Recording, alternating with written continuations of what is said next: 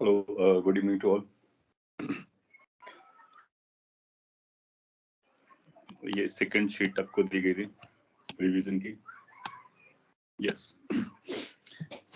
So we are going to discuss it. I'm hopeful कि आप लोगों ने ट्राई किया हुआ है. कई सारे क्वेश्चन आपसे हो गए होंगे और कुछ क्वेश्चंस को एक्सप्लेन करने की जरूरत है, तो मैं बताता हूँ.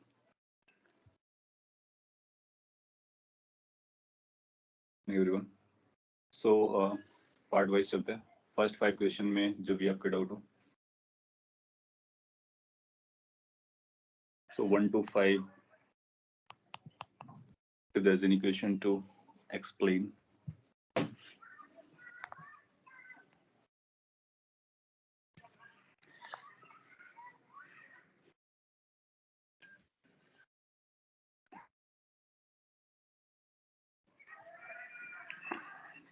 Three, 4, 5, okay. क्वेश्चन नंबर 1 के बारे में बोल देता हूँ. अगर आपने कर लिया है तो भी अच्छी बात है. फिर भी ये आपसे बोलता है कि एंगुलर मोमेंटम का रेशियो बताइए. हाँ, सो फर्स्ट को मैं कंसीडर कर ले रहा हूँ. Magnitude of angular momentum of rolling disc about origin and then we need to find it about point P. और ये पिक्चर अपने को दिया गया है. तो जो फॉर्मूला यूज करना है वो अपने को समझ में आता है कि किसी भी पॉइंट के अबाउट एंगुलर मोमेंटम कैलकुलेट करने का एक फॉर्मूला बताया गया होगा. ऐसा कुछ बोला था कि मास RCM क्रॉस VCM, या फिर ऐसा लिख लो RCM क्रॉस PCM, तब भी चलता है, प्लस ICM ओमेगा. कि किसी भी पॉइंट से एंगुलर मोमेंटम बताने के लिए रेडी रहता है. सो पहले अपने को ओरिजिन से कैलकुलेट करना है. तो इसका जो लीनियर मोमेंटम होगा वो इस डायरेक्शन में होगा, और ओ पॉइंट से जो डिस्टेंस RCM क्या आएगी वो ये आएगी. अल्टीमेटली हम लोग जानते हैं कि परपेंडिकुलर डिस्टेंस यूज करनी होती है, तो ये जो परपेंडिकुलर डिस्टेंस होगी वो ये पड़ेगी, जो कि R के इक्वल आ जाएगी. So angular momentum about O origin will have two components. ये दो वेक्टर्स को ऐड करना होगा. So, हम लोग अगर वेक्टर वाइज लिखें तो पहला जो टर्म आएगा P into perpendicular distance. P का मतलब होगा M into V, perpendicular distance is R. और ये अपने को इस सेंस में मिलेगा. ये जो सेंस है बेसिकली वो माइनस के है.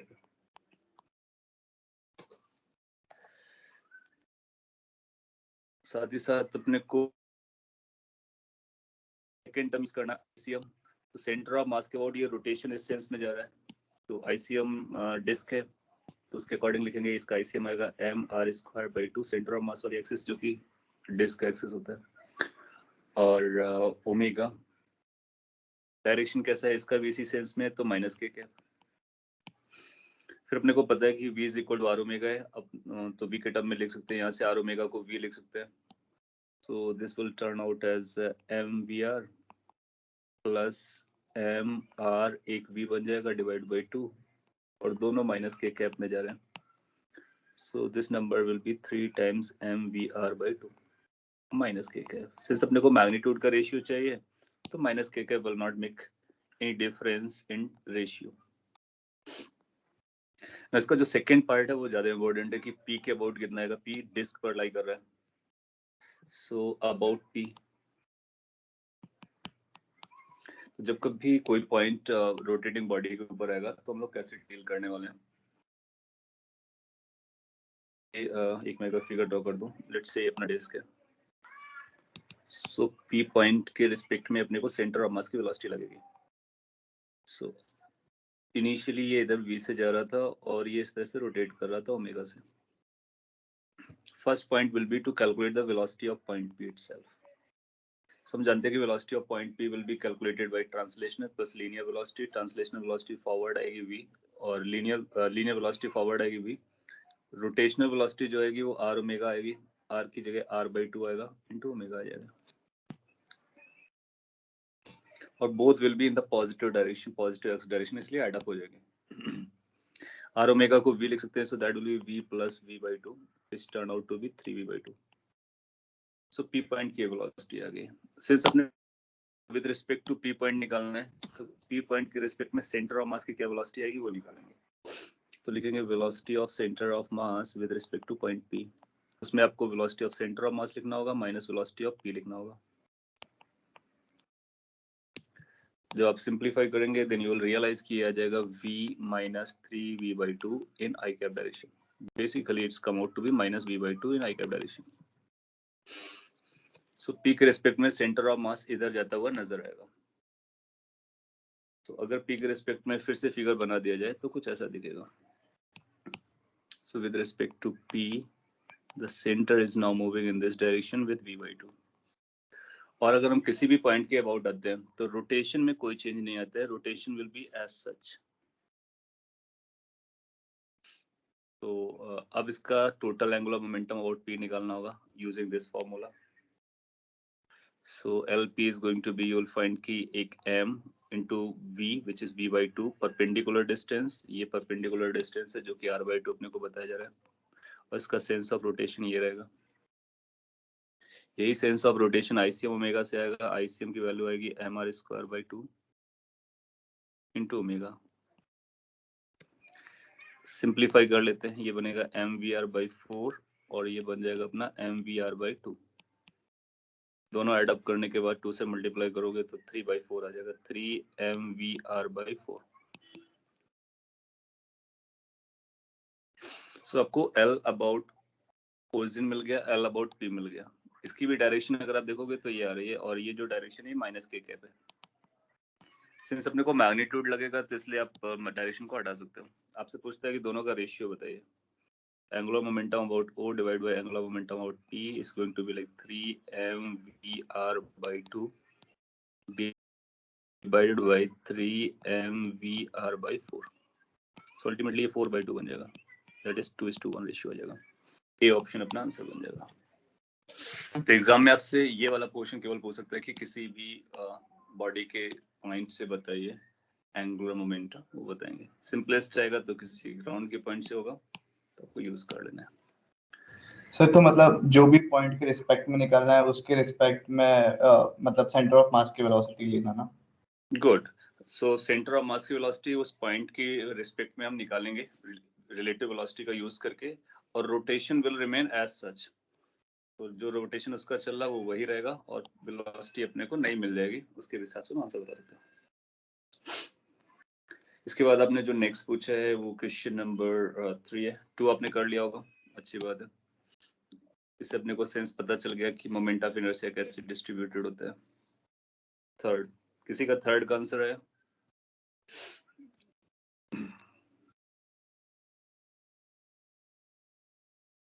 लिखा हुआ रेज हो गया आई थिंक. रिकॉर्ड हो गया तो अब उस पर वॉच कर सकते हैं. क्वेश्चन नंबर 3 के बारे में बात करते हैं.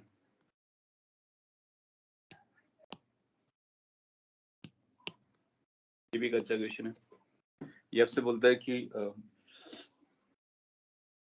ये ब्लॉक जो है यहाँ से स्लाइड करते हुए यहाँ पे पहुंचता है. उस समय आपका ये हेमिस्फीयर किसी v नॉट वेलोसिटी से जा रहा है. v naught velocity is the hemisphere और v is the velocity of the block with respect to hemisphere at that instant. तो अगर हेमिस्फीयर की रिस्पेक्ट में वेलोसिटी देखेंगे ब्लॉक की तो यही आएगी. अगर आपका पर्सन यहाँ पर है तो ब्लॉक को स्लाइड करते हुआ पाएगा. इस वेलोसिटी को इसने v दे रखा है. So v naught is with respect to ground, v is with respect to hemisphere. हम लोग जानते हैं कि फॉर्मूला होता है रिलेटिव मोशन का. Velocity of let's say block with respect to hemisphere अगर अपने को निकालना हो तो वेलोसिटी ऑफ ब्लॉक निकालेंगे माइनस वेलोसिटी ऑफ हेमिस्फीयर निकालेंगे.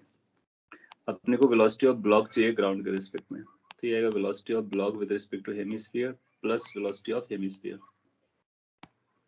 पॉइंट इज कि ये जो वेलोसिटी है block with respect to hemisphere है, ये हेमिस्फीयर की वेलोसिटी है. इन दोनों को वेक्टर को ऐड कर देंगे तो ब्लॉक की वेलोसिटी आ जाएगी with respect to ground.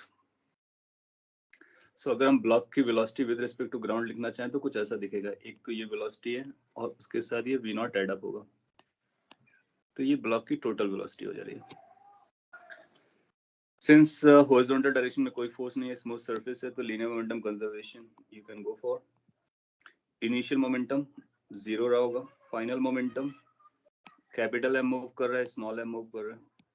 Horizontal direction में अप्लाई कर रहे हैं, वर्टिकल डायरेक्शन में नहीं. सो linear momentum conservation in x direction to be precise. So ये आ जाएगा minus M V naught. Y minus? क्योंकि ये नेगेटिव डायरेक्शन में. Plus small m into the net velocity in the positive x direction. तो since हम positive x direction की velocity लिखना चाह रहे हैं तो इसके कंपोनेंट कर लेंगे, एक ये कंपोनेंट जाएगा, दूसरा ये कंपोनेंट आएगा v का।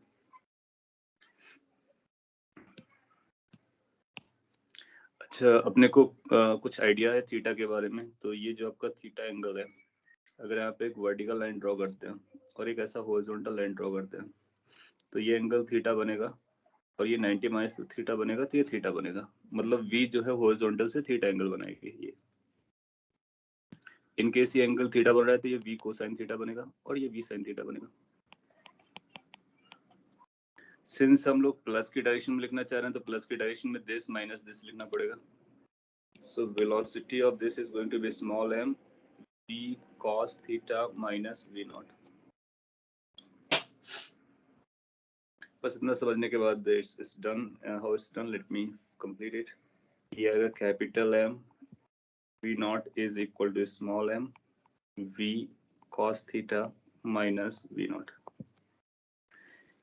कैपिटल M को हम 3 स्मॉल m लिख सकते हैं, स्मॉल m को कैपिटल M by 3 लिख सकते हैं, तो इसको हम लोग कैपिटल M by 3 लिख देते हैं। कैपिटल M डिसअपीयर हो जाएगा, थोड़ी सी अपने को स्पेस की जरूरत पड़ेगी। So this is going to be like 3v naught is going to be equal to v cos theta minus v naught. v को कलेक्ट कर लो, v cos theta is going to be equal to 4v naught. अपने को v naught चाहिए, so v naught is going to be equal to v cos theta divided by 4. ऐसे एक option होगा, उसको mark कर देंगे। So basically दोनों वेलोसिटीज का रिलेशन निकाल सकते हैं लीनियर मोमेंटम कंजर्वेशन करके x डायरेक्शन में, और थोड़ा सा रिलेटिव वेलोसिटी का यूज करना था। अपने पास और भी आइडियाज हो सकते हैं, अगर कुछ और भी कैलकुलेट करना होता है तो एनर्जी कंजर्वेशन भी लगा सकते हैं, लेकिन वैसा ना तो नीडेड है और ना ही ऑप्शन में गिवन है।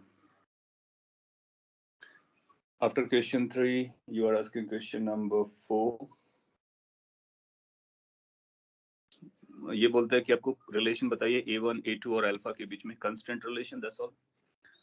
अब आप देखो कि अगर ये स्ट्रिंग को ऑब्जर्व करते हैं, ये पॉइंट को, या फिर स्ट्रिंग का पॉइंट जो यहाँ पे पुली के साथ में कांटेक्ट में बेसिकली, कैन वी से कि ये जो पॉइंट है वो नीचे A2 एक्सेलरेशन से जा रहा होगा, क्योंकि ये ब्लॉक है, तो ब्लॉक के एक्सेलरेशन से पॉइंट स्ट्रिंग का जाएगा। उसका जो नेबरहुड में पॉइंट है पुली का, उसका एक्सेलरेशन अपने को लगना है। सो अगर पुली को मैं रीड्रॉ करता हूँ 2r रेडियस वाला पार्ट, और ये पॉइंट पर हम लोग पता करना चाहते हैं कि कितना एक्सेलरेशन है, सो यू विल फाइंड कि उसके सेंटर ऑफ मास का एक्सेलरेशन लगेगा और उसके रोटेशन का एक्सेलरेशन लगेगा। तो इस पॉइंट का जो एक्सेलरेशन आएगा डाउनवर्ड A1 आएगा, अपवर्ड r अल्फा आएगा, जहाँ पर r रेडियस होना चाहिए। आउटर का रेडियस अपने को ट्वाइस r दी गई, तो ये ट्वाइस r अल्फा हो जाएगा। वी विल क्लेम कि ये जो दो पॉइंट्स हैं स्ट्रिंग का और पुली का साथ साथ चल रहा है, उनमें स्लाइडिंग नहीं चल रही है। तो ये जो नट सेल में एक्सेलरेशन डाउन साइड आएगा वो आएगा A1 minus 2r alpha. This acceleration must be equal to this acceleration. So constant will be like A2 is equal to A1 minus 2r alpha. अब ऐसा कोई रिलेशन दिया गया होगा, उसको मार्क कर दोगे। A2 is equal to A1 minus r alpha, ये नहीं हो रहा है। A2 is equal to A1 minus 2r alpha, ये बन जा रहा है। ये कुछ और लिखा हुआ है, आपको सेंस बना रहा होगा। In case you get, go for the question number next, which is 5th. Question number 5 says कि find the location of P point, जहाँ पर ये फोर्स लगाना चाहिए so that कि प्योर ट्रांसलेटरी मोशन करे। हम लोग जानते हैं कि कोई भी बॉडी प्योर ट्रांसलेटरी मोशन तभी करेगा जब उसके सेंटर ऑफ मास पे आप फोर्स लगाओ। तो सेंटर ऑफ मास पे फोर्स लगाओगे तो केवल ट्रांसलेटरी मोशन आएगा, कोई रोटेशन नहीं आएगा। पॉइंट इज कि इसको सेंटर ऑफ मास बन जाना चाहिए। अगर ये सेंटर ऑफ मास बनेगा तो कैसे बनेगा, लेट्स से कि ये जो डिस्टेंस है ये अपने को पता करनी है, नहीं अपने को जो डिस्टेंस पता करनी है वो ये डाउन सी से पता करनी है। लेट्स से एक बार के लिए एज्यूम कर लेते हैं वाई है। सो ऊपर वाली रॉड का मास m आएगा और नीचे वाली रॉड का मास ट्वाइस m आएगा। लेट्स से इसको अगर हम ओरिजिन पकड़ते हैं और सेंटर ऑफ मास यहाँ पे कहीं लाई कर रहे हैं, ये वाई है। सो और अपने को पता होगा कि ये centre of mass mid point पर होगा, तो इसके जो कोऑर्डिनेट्स हो जाएंगे वो आपको मिल जाएंगे 0, L या -L। मैं एज्यूम कर ले रहा हूँ वाई एक्सिस नीचे लाई कर रही है। और इसके कोऑर्डिनेट अपने को 0,0 मिल जाएंगे।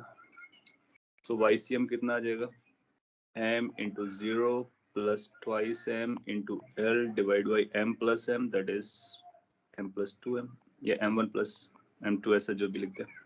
तो ये अपने को मिल रहा है 2L/3। इसका मतलब ये कंबाइंड सेंटर ऑफ मास जो होना चाहिए वो 2L/3 ऊपर से लाई करना चाहिए। ये बोलता है कि C के रिस्पेक्ट पे कितना दूरी होनी चाहिए, तो ये जो डिस्टेंस आनी चाहिए that must B 2L minus y। 2L is 2L, y is 2L/3, so you can multiply 6 minus 2, that is 4L/3। so 4L/3 एक ऑप्शन होगा जिसको आप मार्क कर सकते हो। उस पॉइंट पर अगर आप फोर्स एक्ट कराओगे तो प्योर ट्रांसलेटरी मोशन करेगा, नो रोटेशन। क्रक्स पॉइंट है कि जब सेंटर ऑफ मास पे फोर्स लगाते हो तो प्योर ट्रांसलेटरी मोशन होता है।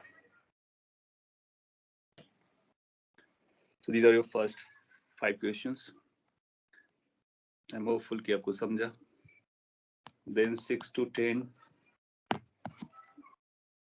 के बीच में जो आपको डाउट हो वो बोल सकते हो।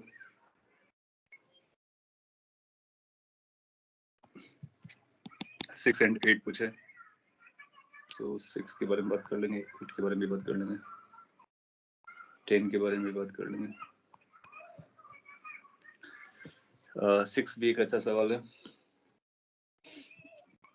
थोड़ा सा चैलेंजिंग है ऑफ कोर्स। तो अगर आप नहीं भी सॉल्व कर पाए, एक्सप्लेनेशन के बाद अगर आपको जमता है, दैट मींस अब पर्पस फुलफिल हो जा रहा है। ये बोलते हैं कि अपने पास एक हॉलो स्फीयर है जो कि रेस से रिलीज किया जाता है और वेलोसिटी अपने को पता करना है कांटेक्ट पॉइंट के as a function of time.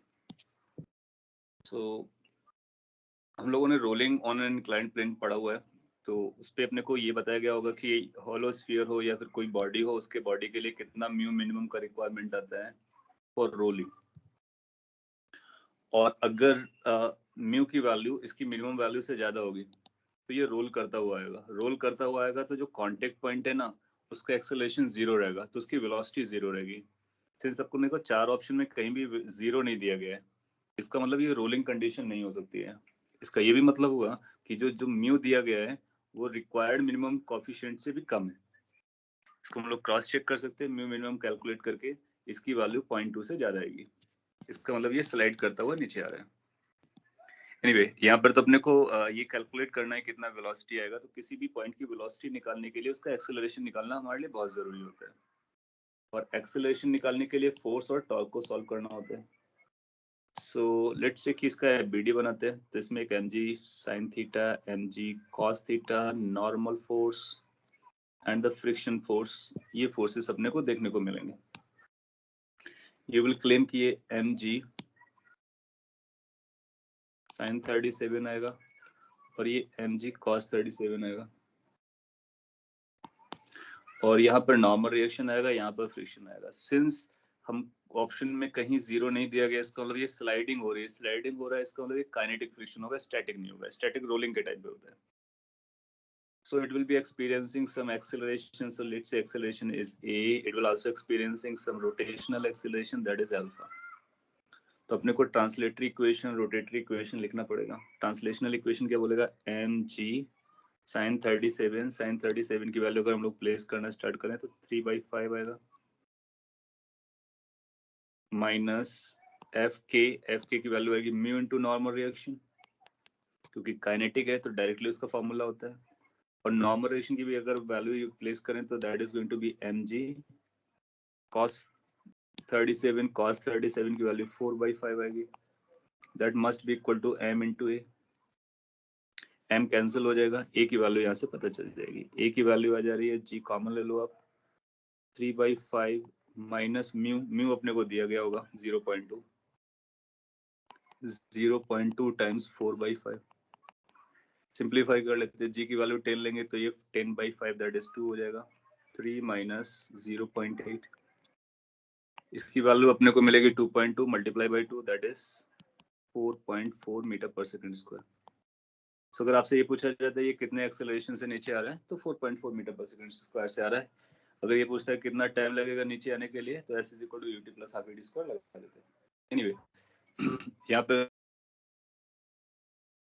Contact point के बारे में पूछा, तो अपने ट्रांसलेशन हो गया, रोटेशन करना है। रोटेशन अगर यहाँ पे मैं लिखूँ तो अपने को लिखना होगा tau is equal to I alpha. Centre के अबाउट कितना टॉर्क लग रहा होगा, काइनेटिक फ्रिक्शन इनटू 4 रेडियस और distance, perpendicular distance, must be equal to I.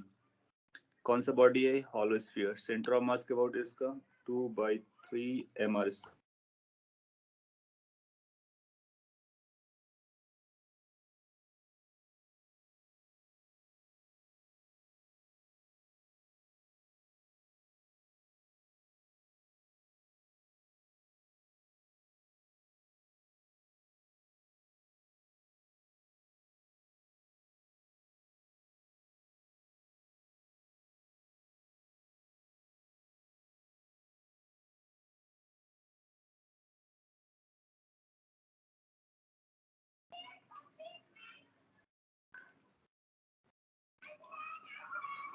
Okay, अभी साउंड आ रहा हो तो हम लोग आगे प्रोसीड करते हैं। Yes, sir. Because of a call it disturbed anyway. So what I was saying is this कि यहाँ से आर अल्फा हम लोग निकाल सकते हैं। आर अल्फा की वैल्यू एक आर कैंसिल हो गया था तो आर अल्फा बचा होगा और that will B 3/2 times m down side और f की value mu into normal ration की वैल्यू आएगी mg cos 37। m फिर से कैंसिल आउट हो जा रहा है तो यहाँ से अपने को मिल जाएगा mu which is 0.2 into g which is 10 into cos 37 which is 4/5। ये भी एक अच्छा नंबर है जो कि कैलकुलेट किया जा सकता है। ये 2 और 2 कैंसिल हो जाएगा, ये 12/5 हो जाएगा। 12/5 is 2.4 metre per second square.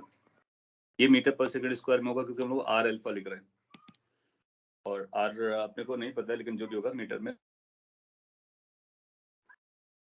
No after calculating both the accelerations, अब अपने को उस पॉइंट के बारे में बात करना है जो हमारा पॉइंट ऑफ इंटरेस्ट है। पॉइंट ऑफ इंटरेस्ट है ये वाला पॉइंट, कॉन्टैक्ट पॉइंट है। इस पॉइंट पर जो एक्सेलरेशंस आएंगे वो एक ट्रांसलेशन की वजह से आएगा और एक रोटेशन की वजह से आएगा। ट्रांसलेशनल का एक्सेलरेशन आएगा a, रोटेशन का आएगा r alpha. So total acceleration इस डायरेक्शन में आएगा a माइनस r अल्फा। अगर इस पॉइंट का नाम p दे देते हैं तो acceleration of p point will become this which is basically equal to 4.4 minus 2.4. Is that? Yeah. So that turned out to be 2 meter per second square. इसका लो ये जो P पॉइंट है उस पॉइंट का एक्सेलरेशन अपने को पता चल गया। स्टार्टिंग फ्रॉम रेस्ट से चल रहा है कांस्टेंट एक्सेलरेशन है तो वेलोसिटी कितना हो जाएगा v is equal to u plus at। Initial velocity 0 है, a की वैल्यू t 2 दिया गया, t से मल्टीप्लाई कर देंगे तो किसी भी इंस्टेंट ऑफ टाइम पर उस पॉइंट की वेलोसिटी 2t से गवर्न हो जाएगी। अब एक ऑप्शन है ये 2t, उसको लगा देंगे, कॉपी कर सकते हो।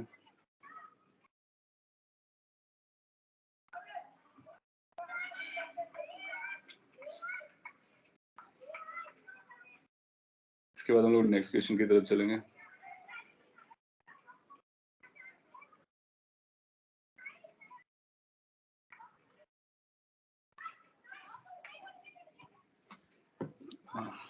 अगला क्वेश्चन आपने जो पूछा है वो 8th है। 7th आपने कर लिया होगा। बी केयरफुल कि आप एक कोलिजन कराना है अनआइडेंटिकल पार्टिकल्स है तो इलास्टिक कोलिजन आप कराओगे। इसके बाद इसकी वेलोसिटी इतनी लेनी है कि सो दैट यहाँ तक पहुँच सके एंड फिर बैक कैलकुलेशन से इसकी initial velocity mechanical energy conservation से बता देंगे। क्वेश्चन नंबर 8 अब आप कर सकते हो। Question number 8 is exactly similar to the question number 3। So आपको वेलोसिटी एज्यूम कर लेनी है, दिया होगा नहीं दिया होगा तो फिर लीनियर मोमेंटम एक्स डायरेक्शन में कंपेयर करा लेंगे। तो जैसे v0 cos थीटा बाई 4 आया है तो ये कुछ बाई 5 ये भी ऐसा कुछ आ जाएगा। और सिंस आपसे वेलोसिटी पूछ रहा है, एंगुलर वेलोसिटी पूछ रहा है तो फिर r से डिवाइड हो जाएगा। It's very similar to the question number 3।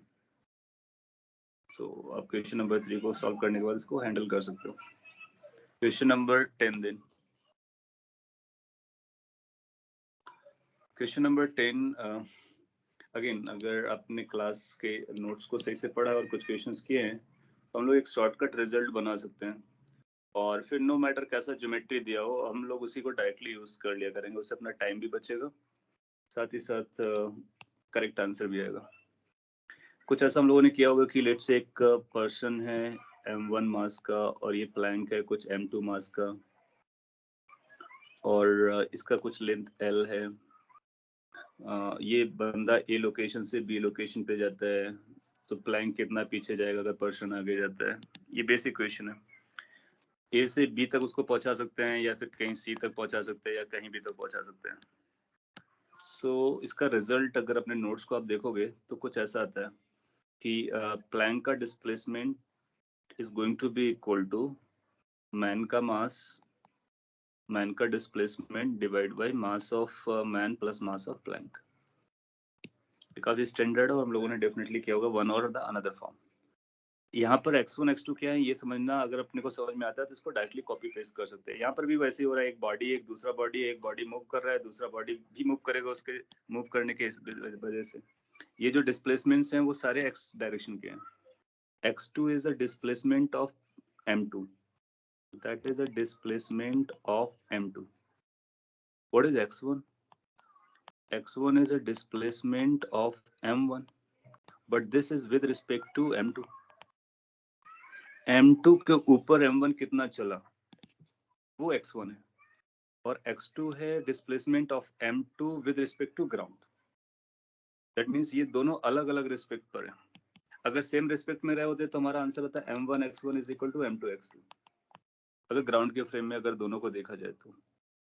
और अगर हम किसी दूसरे फ्रेम में जाते हैं m2 के फ्रेम में तो ये रिलेशन आता है। You can remember this result and this result is from your notes. उससे फायदा क्या होगा कि कितना भी कॉम्प्लिकेटेड अलग अलग तरह के बॉडीज देगा तो अपने को केवल x डिस्प्लेसमेंट पकड़ना अपना आंसर हो जाएगा।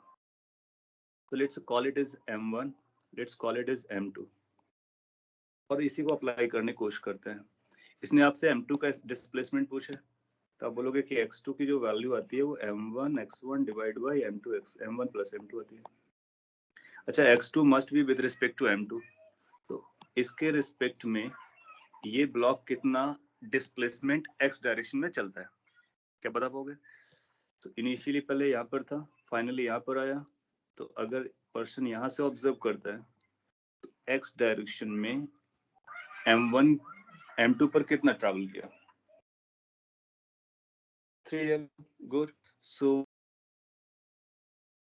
ये इधर भी l रहा होगा और अगर आप इस एंड से इस एंड तक देखोगे तो 3l आ जाएगा, इस एंड से इस एंड तक देखोगे तो 3l आ जाएगा। सो इसका मतलब ये 3l ट्रैवल करता है।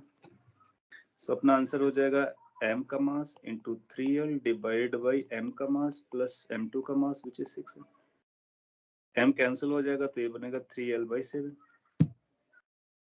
so 3l बाई 7 किसको ट्रैवल करना चाहिए m to ground in the horizontal direction. और m1 के बारे में आपको इन्फॉर्मेशन दिया था तो इसी रिजल्ट को आप डायरेक्टली कॉपी कर सकते हो या फिर इसको बेसिक तरीके से कर सकते हो कि इसका सेंटर ऑफ मास मानो, इसका सेंटर ऑफ मास मानो, फिर इसके बाद ग्राउंड के रिस्पेक्ट में निकाल करके m1 x1 m2 x2 को बराबर कर दो। So now you keep this as handy situation में आप इसको आंसर कर सकते हो।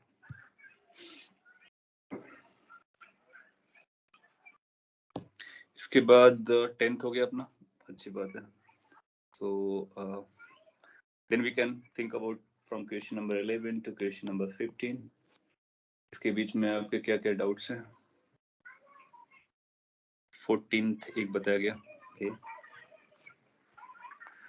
चलो 14th पे चलते हैं। ये टॉर्क बैलेंस करा होगा आपने, यहाँ पे एक लाइन बनाई होगी, इसका टॉर्क इसका टॉर्क के बराबर क्या होगा। और ये भी बहुत सिंपल क्वेश्चन है, सेंटर ऑफ मास से उसका एनर्जी निकालते हैं। 13th आपने 13 भी पूछा है तो 13 में ये बोलता है कि ये सिस्टम इक्विलिब्रियम पर है, potential energy stored in the spring बतानी है। देखने में कॉम्प्लिकेटेड है लेकिन कॉन्सेप्ट अप्लाई करेंगे तो इजीली हैंडल हो जाएगा। आपसे बोलता है ये पूरा एक रिजिड बॉडी है, पूरा एक रिजिड बॉडी है, यहाँ पर हिंज्ड है और अगर ये इक्विलिब्रियम पर है तो ये टॉर्क बैलेंस होना चाहिए। इसका टॉर्क में कौन कौन से फोर्स टॉर्क दे रहे होंगे, किसका mg दे रहा होगा, मास दोनों के बराबर देता है। सो यहाँ पर एक mg लग रहा होगा, एक यहाँ पर भी mg लग रहा होगा और यहाँ पर एक स्प्रिंग फोर्स या टेंशन फोर्स लग रहा होगा, टी बोल देते हैं उसको। मैंने इसका एबीडी बनाया हुआ है रिजिड बॉडी का। देन यू विल क्लेम कि टॉर्क कैसा लगेगा, mg का टॉर्क O पॉइंट की ओर निकाले या P पॉइंट की ओर निकालते हैं, तो ये डिस्टेंस अपने को परपेंडिकुलर r मिलेगी प्लस इस वाले mg के लिए mg और टोटल डिस्टेंस यहाँ से यहाँ तक लगेगी। सिंस ये सेंटर है तो r रहा होगा, ये 2r रहा होगा, सो दैट विल बिकम 3r। और ये जो टेंशन है ये इसको बैलेंस कर रहा होगा, तो t into total distance which is 4r। अब देखोगे ये 4mg आ रहा है, ये 4r है, तो 4r कैंसिल हो जाएगा, तो t की वैल्यू mg के बराबर आ जाएगी। इसका मतलब स्प्रिंग को कंप्रेस किया था mg के फोर्स से, और स्प्रिंग उस पर फोर्स लगा रहा होगा kx का। तो वी कैन क्लेम कि kx की वैल्यू t के बराबर थी, t की वैल्यू हम लोगों ने mg निकाली। That means x must be equal to mg by k। अगर आपसे पूछता है how much the compression in the spring is, so answer is mg by k, but the question is asking how much the potential energy is, so half kx square, half is known, k is known, x was unknown, so we got x, this is mg by k का square, so it turned out to be m square g square divided by twice k, एक k cancel हो गया तो twice k आ जाएगा। ये option नहीं हो सकते हैं, डी ऑप्शन लग रहा है, मार्क कर दोगे।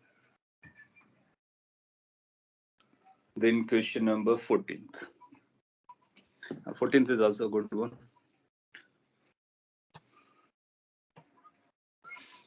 Question number 14. This is कि ब्लॉक ये सॉरी पार्टिकल है और किसी h हाइट से आकर के हिट करता है। So let's say ये वेलोसिटी v नॉट से हिट कर रहा है। v नॉट की वैल्यू अपने को पता चल गई √2gh कि h हाइट से आया है। कोलाइड करने के बाद ये जो पार्टिकल है वो बाउंस बैक कर जाएगा और उसका कोएफिशिएंट ऑफ रेस्टिट्यूशन अपने को दिया गया है। लेट्स से उसी फिगर को थोड़ा सा आगे बढ़ा देते हैं और किसी अगले टाइम के बारे में सोचते हैं। नेक्स्ट मोमेंट पर इसके पास जो वेलोसिटी है लेट्स से वो v डैश आ जाती है, and this ball has gone back by v not dash velocity. So this is before, this is after. ये v डैश है, ये v है। आप पाओगे कि वेलोसिटी डिक्रीज हो जाएगी, और यही आपसे पूछ रहे हैं the velocity of the block just after collision decreases by, so velocity कितने अमाउंट से डिक्रीज करती है वो अपने को बताना है। Now in case अगर हम लोग फिगर्स को देखते हैं जो ड्यूरिंग द कोलिजन चल रहा होगा तो उससे काफी कुछ और समझ में आएगा। So let me write over here. इसका हम फ्री बॉडी डायग्राम बनाना चाह रहे हैं during the collision. During the collision you will find it will be subjected by an impulsive reaction from upside. वो इम्पल्सिव रिएक्शन इधर ट्रांसफर हो जाएगी और इस इम्पल्सिव रिएक्शन की वजह से ये जो फ्रिक्शन है वो इम्पल्सिव हो जाएगा। Let's say duration of this collision was delta T time, तो ये फ्रिक्शन बहुत ज्यादा हो जाएगा और ये नॉर्मल रिएक्शन है।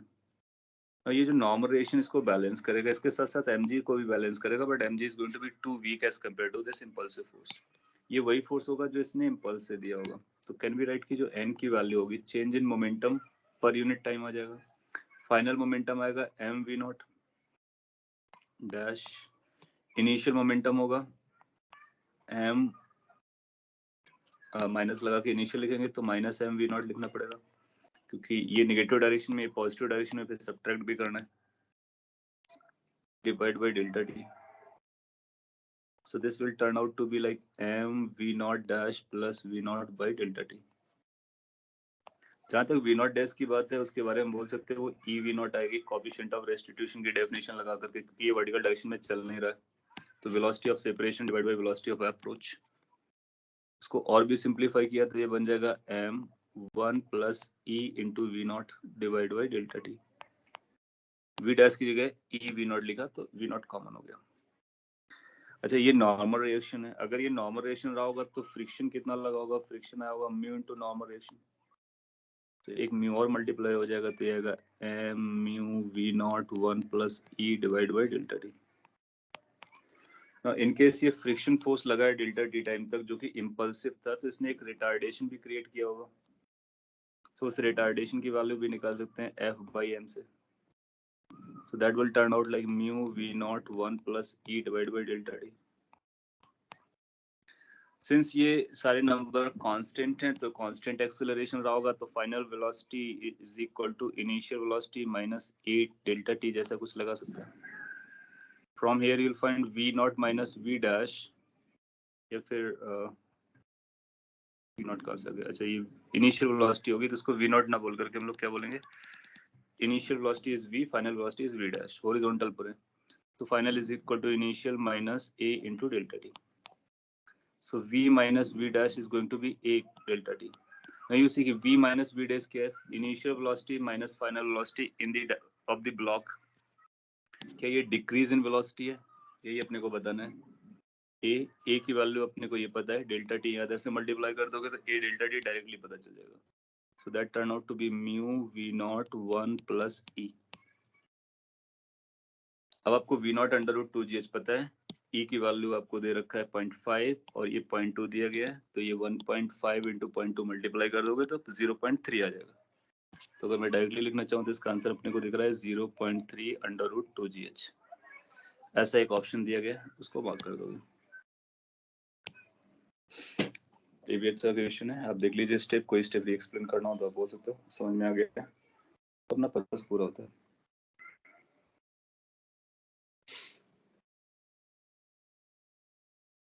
Question number 40। उसके बाद आप 16 to 20 के बीच में अगर आपके पास डाउट है कोई, वो पूछ सकते हो। 20th, ये 15 आपने कर लिया होगा, इसकी परपेंडिकुलर डायरेक्शन आइडेंटिफाई कर लेंगे।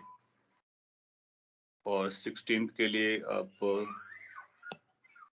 जो साइन स्क्वायर थीटा वाला वर्जन है उसको लगा के थोड़ी सी मैथ्स लगाएंगे, हो जाएगा। क्वेश्चन नंबर 17 में सिंस ये n के फॉर्म में दिया गया है तो आप n की वैल्यू 2 लेकर के सॉल्व कर सकते हो।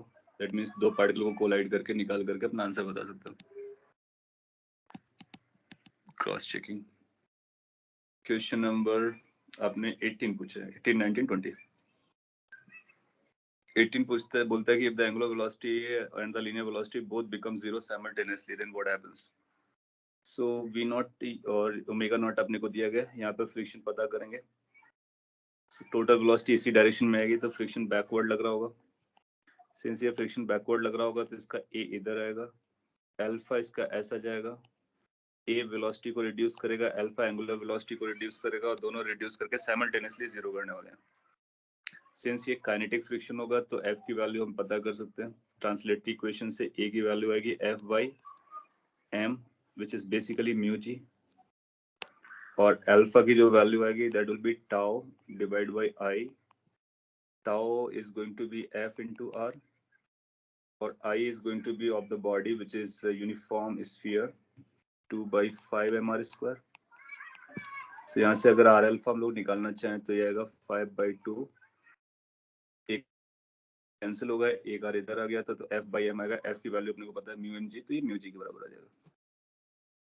Now you got to know कि रिटार्डेशन कितना है, एंगुलर रिटार्डेशन कितना है। तो फाइनल वेलोसिटी 0 आनी है, इनिशियल वेलोसिटी v नॉट थी minus a into T. Angular velocity final 0 आनी है, इनिशियली ओमेगा नॉट थी minus alpha into T, same T है। इसको हैंडल कर सकते हैं, डिवाइड कर लीजिए v नॉट को इधर लाने के बाद, तो v not by omega not आ जाएगा और a बाई अल्फा आ जाएगा। And what it is looking for relation, तो अल्फा और इनको आपस में डिवाइड कर देंगे तो a बाई अल्फा की वैल्यू म्यू जी कैंसिल हो जा रहा है, यहाँ पर r आएगा, अल्फा नीचे था तो ये 2r/5 दिख रहा है। एक बार चेक कर सकते हो, ये म्यू जी कैंसिल हो गया, 2r ऊपर चला जाएगा, 2r/5 आ जाएगा। तो इसको भी हम लोग 2r/5 बोल सकते हैं। तो relation goes like 5v naught should be equal to 2r omega naught. ऐसा कोई ऑप्शन होगा तो जमेगा, सी ऑप्शन लग रहा है। So it's like F equal to M A लगाना, tau is equal to I alpha लगाना, ए निकालना, अल्फा निकालना, फिर काइनेमेटिक्स लगाना, और जो उसने बोला गया है कि साइमल्टेनियसली जीरो होते हैं तो सेम टाइम पर दोनों की वेलोसिटीज जीरो कर देंगे, angular as well as linear.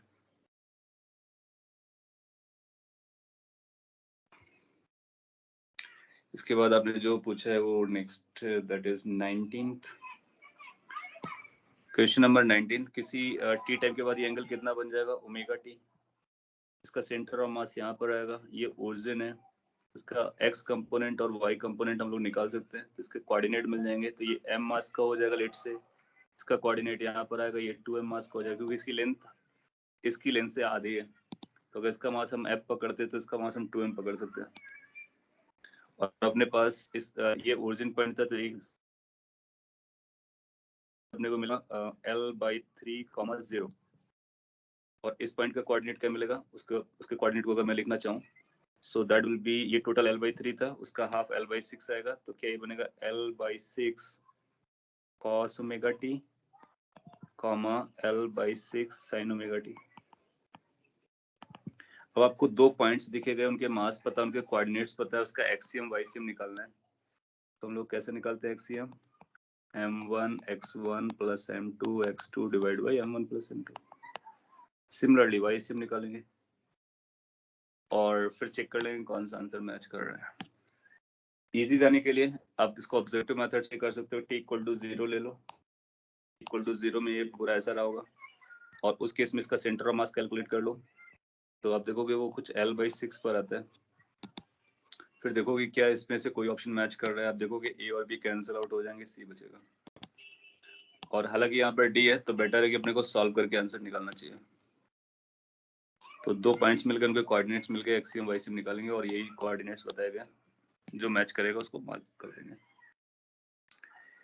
Then question number 20th।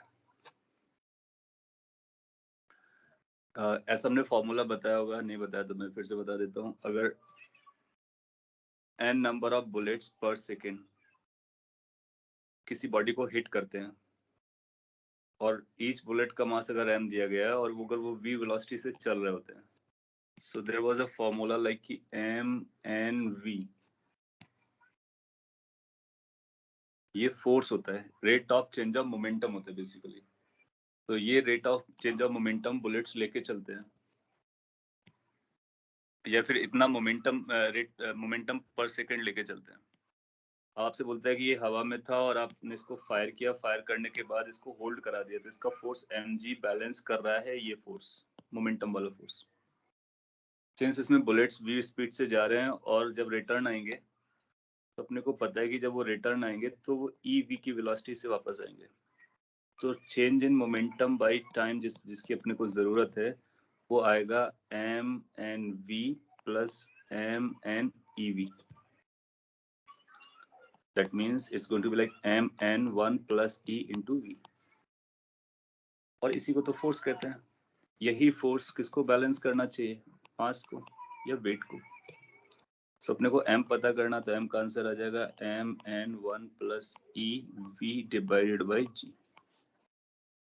सो जो 1 plus e वाला होगा वो उसको आंसर कर देंगे। यहाँ पर v मिसिंग है, v को और लिखना चाहिए। तो ये फॉर्मूला याद रख सकते हो कि अगर v वेलोसिटी से m बुलेट्स, m मास की बुलेट्स n बुलेट्स पर सेकंड जा रहे होते हैं, तो mn/v का फोर्स लग रहा होता है। So that's 20th। इसमें करेक्शन था सी में, तो v की वैल्यू आप लिख सकते हो 21 से लेकर के 25 के बीच में।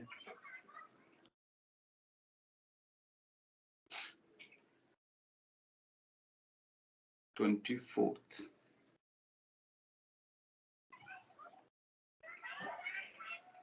25th, okay. सो हम लोग 24th और 25th की बात करते हैं। 21st हो गया होगा, ये थ्योरेटिकल ही था। 22nd भी आपने कर लिया, बहुत अच्छी बात है, ये भी थ्योरेटिकल टाइप का था। 24th आप पूछते हो, ठीक है।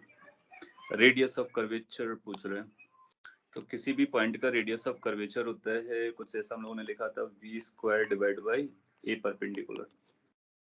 तो ए पॉइंट का निकालना है तो ए पॉइंट की पहले वेलोसिटी पता करेंगे। सिंस ये रोल कर रहा है तो इसके पास ओमेगा भी रहा होगा। इस ए पॉइंट के पास एक तो ये v वेलोसिटी आएगी, दूसरा r ओमेगा y ली आएगी, तो r/2 इंटू ओमेगा हो जाएगा। तो total velocity of a point is going to be v plus r omega by 2. r omega is v, so that will become v plus v by 2. That is basically 3v by 2. अब अपने को ये check करना होगा कि ए point का acceleration कितना है, वो भी परपेंडिकुलर टू द वेलोसिटी। आपको पता है ये ए पॉइंट है, सर्कल पे चल रहा है और आगे भी बढ़ रहा है। आगे बढ़ेगा तो कांस्टेंट वेलोसिटी से जाएगा और सर्कल पे चलेगा तो इसको सेंटीपिटल एक्सीलरेशन की जरूरत होती है। तो इसके पास एक सेंटीपिटल एक्सीलरेशन होगा AC। बाय द वे ये परपेंडिकुलर टू V है तो यही लग जाएगा। What is AC? AC is going to be r omega square, r का मतलब r/2 distance into omega square. दोनों को यहाँ पर रख देंगे, रेडियस अब करके चला जाएगा। v square that means 3v/2 का स्क्वायर और ये बनेगा r/2 इंटू ओमेगा स्क्वायर। आप चाहो तो ओमेगा स्क्वायर को लिख सकते हो v square by r square. So v square cancel हो गया, एक r कैंसिल हो गया तो ये 2r ऊपर चला गया और यहाँ से 9/4 मिल जाएगा, तो 9r/2 के बराबर आ जाएगा। तो इस पॉइंट का जो रेडियस ऑफ कर्वेचर आना चाहिए वो 9r/2 के बराबर आना। इसके बाद आपने 25 पूछा था, क्वेश्चन नंबर 25 पर आते हैं।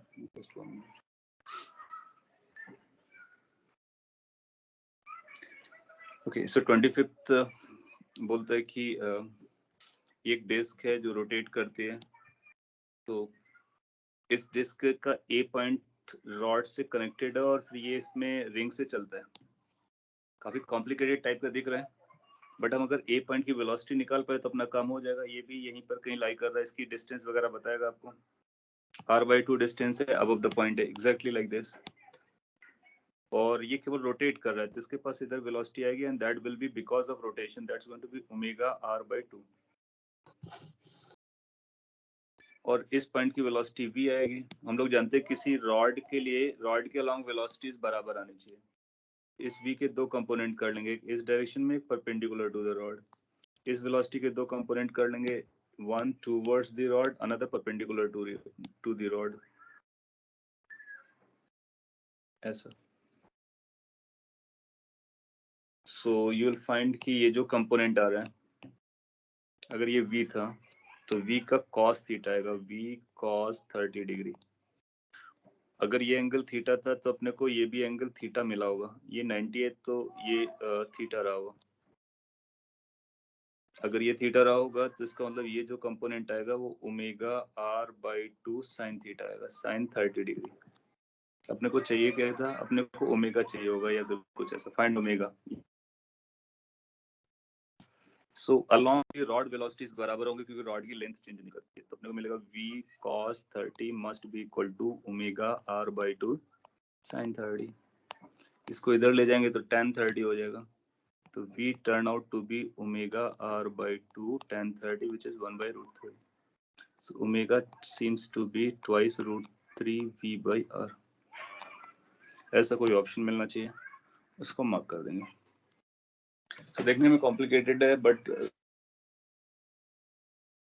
इस वेलोसिटी निकालो, इसका वेलोसिटी निकालो, अलोंग द रॉड वेलोसिटी के कंपोनेंट्स को बराबर करने का कांस्टेंट रिलेशन। 25 हो गया। 22 आपने पूछा है। 22 में यहाँ से कोई बुलेट फायर करता है तो अगर बुलेट इधर जाएगी तो इसके पास इधर वेलोसिटी आएगी। लेट्स से ये वेलोसिटी u है, ये वेलोसिटी v है। आपसे पूछता है कि कार्ड कितना मूव करेगा। The railroad car moves just before the collision. तो ये बुलेट जब तक यहाँ तक नहीं पहुंचती इसको हिट करने के लिए, तब तक कार्ड कितना डिस्टेंस चलेगा अपने को पता करना है। अगर u पता चल जाता है तो कैन वी से कि जो distance travelled by the card kinematics के अकॉर्डिंग वो u into t के बराबर होगी। कांस्टेंट वेलोसिटी से जा रहा था, फिर अपने को t पता करना पड़ेगा। t is going to be the time after which this bullet is going to hit this. अगर आप इसके फ्रेम पर देखोगे तो बुलेट को कितना ट्रैवल करना पड़ेगा with respect to card, 50 metre. किस वेलोसिटी से, कार्ड के रिस्पेक्ट में हो तो ये जो वेलोसिटी है वो ग्राउंड के रिस्पेक्ट में है, तो ये वेलोसिटी रिटर्न करके इसको दोगे तो कार्ट के रिस्पेक्ट में बुलेट अपनी चल रही होगी u प्लस v से, तो 50 मीटर चलना है, u प्लस v से चलना है। इतने टाइम तक कार को मूव करना पड़ेगा और u वेलोसिटी से मूव करेगा तो डिस्टेंस इस फॉर्मूले से कवर हो जाएगी। एनीवे डिस्टेंस अगर अपने को निकालना है तो ये बन जाएगा 50 times u divide by u plus v, तो ये बनेगा 50 times divided by 1 plus v by u। अगर अपने को v बाई u पता चल जाए तो काम हो जाएगा। फिर अपने को दिया गया होगा और कार्ड का मास दिया गया होगा, मास का रेशियो दिया बेसिकली। तो हम लोग ऐसा बोलेंगे कि initial momentum, linear momentum conservation, initial momentum was 0, final is going to be like small m v minus capital M u। तो यहाँ से अपने को small m v minus capital M u के बारे में पता चल जाएगा और ये बराबर हो जाएंगे basically v required v by u, so इसकी value capital M by small m आ जाएगी। कैपिटल M क्या होगा? Capital M will be the mass of the car without the bullet और small m is the mass of the bullet. उनका आपको एक relation दिया गया, उसको यूज करेंगे, यहाँ पे रख देंगे और सॉल्व करेंगे, डिस्टेंस पता चल जाएगी। If you got it, purpose is fulfilled. और हम लोग 25 तक का सम कंप्लीट करते हैं, 26 to 30 के बीच में।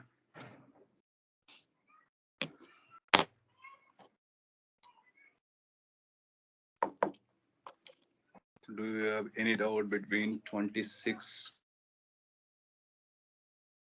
30, 27 and 28? ये इम्पल्स डिसाइड करने वाला था। 27 देखते हैं। You'll find कि इसमें पूछा गया है then the frictional force acting on the ring would be, ये डिस्क है, इसको आप फोर्स लगा के पुल करते हो और इन दोनों को यहाँ से अटैच किया गया है। सो अगर आपने फोर्स लगाया, डिस्क स्लाइड करेगा, ये मूव करेगा आगे, इस पर टेंशन आएगा, यही टेंशन फोर्स रिंग पर लगने वाला है। अब अपने को पता करना है कि रिंग पर कितना फ्रिक्शन आने वाला है। सो इट्स लाइक कि अपने पास एक रिंग है, रिंग के टॉप मोस्ट पॉइंट सरफेस पर आप एक फोर्स लगाते हो ऐसा T नाम का, और अपने को पता करना कि ये कितना फ्रिक्शन लग रहा होगा। तो पहले तो ये डिसाइड करते हैं कि फ्रिक्शन की डायरेक्शन किधर होगी। और लास्ट क्लास में हम लोगों ने रिवाइज किया था कि सेंटर ऑफ मास से इसकी हाइट को पहले हम वॉच करते हैं, अगर हॉरिजॉन्टल होता है तो ये डिस्टेंस हमारे लिए r है। फिर एक h वैल्यू से पता करते हैं कि अब फॉरवर्ड होगा या बैकवर्ड होगा, तो I अपॉन mr होता है। I की वैल्यू फॉर रिंग mr² होती है, डिवाइड बाई mr है। बाय द वे h की वैल्यू हमको r के बराबर पता चली, इसका मतलब जो फोर्स हम लोग लगा रहे हैं ना वो h हाइट, जब कभी हम फोर्स h हाइट पे लगा रहे होते हैं इसका मतलब उसमें फ्रिक्शन कितना हो रहा होता है या किस डायरेक्शन में हो रहा होता है? Do you remember? 0 हो रहा होता है। गुड। इनफैक्ट ये क्वेश्चन आ भी चुका है एग्जाम में कि रिंग के टॉप मोस्ट पॉइंट पर अगर हम हॉरिजॉन्टल फोर्स लगाते हैं तो कितना फ्रिक्शन लगेगा, कई बार पूछा है अलग अलग फॉर्म में, तो हम बोलते हैं 0 फ्रिक्शन लगेगा। उसी को यहाँ पर इसने कनेक्ट करके दिखाने की कोशिश की और फिर म्यू दिखा करके आपसे पूछ रहा है, तो हम बोलेंगे वो 0 लगेगा, क्योंकि आपने जो फोर्स अप्लाई किया है that is at a height जहाँ से फ्रिक्शन नहीं आता है। 27 हो गया। 28 सर अगर सॉल्व करना रहता तो tension will be equal to force ना? सॉल्व करना रहता है तो हम लोगों को पहले ये पता करना, फर्स्ट ऑफ ऑल तो अपने को फ्रिक्शन पता करने से पहले ये पता करना होता किस डायरेक्शन में है, तो उसके लिए अपने को यही सब करना पड़ता, और यहीं से अपना डिसीजन आ गया कि फोर्स कैसा हो गया, 0 हो गया। क्योंकि हम यहाँ पे फ्रिक्शन लगाने से पहले चेक करना चाहेंगे ना कि फॉरवर्ड है या बैकवर्ड है, और उसके लिए कैसे देखते हैं वो आपको बताएगा डेरिवेशन के टाइम पे कि इसका ए निकालो, फिर अल्फा निकालो, फिर देखो ए आर अल्फा बराबर आता है या नहीं आता है। ए डोमिनेट करेगा, इसका मतलब ये स्लाइड करेगा फॉरवर्ड, तो फ्रिक्शन बैकवर्ड आएगा। उस टेक्निक से जाएंगे। तो बेसिकली जो डेरिवेशन है आई अपॉन एम आर का, उसी से हम लोग सॉल्व करना होगा। Next that you are asking is 28th here, that's here. ये भी अच्छा सवाल कैटेगरी में ही है। कि आपसे बोलता है 60 डिग्री पर आता है और स्ट्राइक करने के बाद ये OA के पैरेलल जाता है, parallel to OA. So this strikes like this, then moves like this. So ये कैसा कोलिजन है? हेड ऑन कोलिजन है या ऑब्लिक कोलिजन है? Oblique. बता पाएंगे? ऑब्लिक ऑब्लिक कोलिजन है. तो जब कभी ऑब्लिक कोलिजन होता है, then we need to find the line of impact. इसकी जो लाइन ऑफ इम्पैक्ट है, then you will find कि line of impact has to pass through the center, because ये कर्वेचर जो है कुछ स्फेरिकल टाइप का है और वो कॉमन नॉर्मल होता है. ना ये चैलेंजिंग इसलिए हो गया क्योंकि आफ्टर द कोलिजन कितना वेलोसिटी हमारे लिए चैलेंज. तो फिर अपने को देखना होगा कि क्या कुछ और भी कर सकते हैं. इसने डिस्टेंस दे रखी है, इसका मतलब है कुछ एंगल पता करने से शायद अपनी स्टोरी बन जाएगी. अगर ये वेलोसिटी हमको v पता होती, दैट इज लो. अगर ये वेलोसिटी v पता चलता और ये वेलोसिटी v नॉट अपने को पता है, तो फिर हम दोनों का velocity of separation approach along the common line of impact या लाइन ऑफ इम्पैक्ट की तरफ बताते हैं. कि अपने को v पता नहीं है, v निकालने का कोई आइडिया भी नहीं है यहाँ पर, तो ट्रायंगल वगैरह या ज्योमेट्री अपने को हेल्प करेगी. कैसे ज्योमेट्री बन रही है, लेट मी एक्सप्लेन. इसी फिगर में एक्सप्लेन कर सकते हैं. ये OA वाला पोर्शन है काम का. OA डिस्टेंस अपने को पता है, दैट इज r/√3. और ये लेट से P पॉइंट पे स्ट्राइक किया था तो OP, P तो उधर लिखा हुआ है, A पॉइंट पे स्ट्राइक किया था तो OA डिस्टेंस R के बराबर हो जाएगी. एक ऐसा ट्रायंगल अपने को दिख रहा होगा रफली. ये 60 डिग्री है तो ये बचा हुआ एंगल 120 डिग्री आ जाएगा. लेट से एंगल थीटा है, ये डिस्टेंस अपने को r/√3 दिया गया है, ये डिस्टेंस r है. तो यहाँ पे साइन रूल लगा देंगे. साइन रूल बोलेगा कि साइन 120 डिग्री और उसके अपोजिट वाली साइड का रेशियो r/√3 और उसके अपोजिट वाले एंगल के बराबर होता है साइन को. यहाँ से अगर आप साइन थीटा कैलकुलेट करने की कोशिश करोगे तो ये आएगा 1/√3 into sine 120. Sine 120 is equivalent to cos 30. cos 30 is equivalent to √3/2. √3/3 1/2. Point is theta की वैल्यू 30 डिग्री आ गई. अगर ये थीटा 30 डिग्री आ गया, इसके बाद ये इधर जा रहा है. नो आपको पता होगा कि ये टोटल एंगल कितना बनेगा. टोटल एंगल 60 हो जाएगा. लेट से एंगल बीटा है तो क्या हम बीटा की वैल्यू भी निकाल सकते हैं, वो भी 30 आ जाएगा. अभी थोड़ी देर पहले आपने कहा था ये ऑब्लिक कोलिजन है. ऑब्लिक में ये पता चला कि ये जो एंगल थीटा है और ये जो एंगल बीटा है, थीटा और बीटा दोनों बराबर आ रहे हैं और 30 डिग्री आ रहे हैं. अगर ऐसा सिनेरियो है तो what the coefficient of restitution is going to be? 1. तो हम लोगों ने एक रिजल्ट निकाला था, मे बी लास्ट क्लास में भी रिवाइज किया होगा, कभी ना कभी किया होगा, कि अगर कोई पार्टिकल आता है और इस तरह से जा रहा होता है तो ये एंगल और ये एंगल तभी बराबर होते हैं जब E की वैल्यू 1 होती है. ये एंगल और ये एंगल तभी बराबर होते हैं जब E की वैल्यू 1 होती है. तो उस आइडिया को यूज करके हम बता देंगे कि E की वैल्यू 1 आना चाहिए. ये सारे ऑप्शन बेकार हैं. तो